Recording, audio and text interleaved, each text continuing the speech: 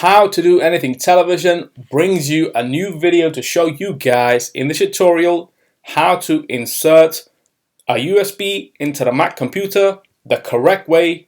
Without further ado, let us start the video. So in this tutorial, you need to have access to a Mac computer as well as a USB flash drive, which can have a capacity of 1, 2, 4 all the way to whatever.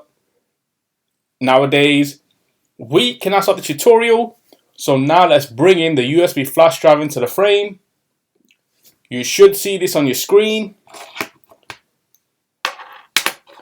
There we have it. We are using a 32 gigabytes USB.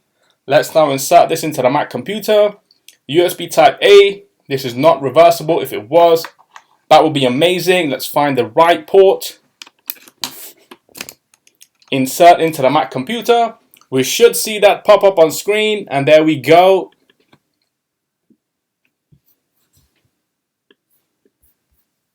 And so that's how you insert a USB flash drive into the Mac computer the correct way. Now let's Command W to close, go to the USB Kingston flash drive, Command E to eject. And then remove from the Mac computer. And so that's it for this video. I'll see you guys in my next tutorial. Thanks for now.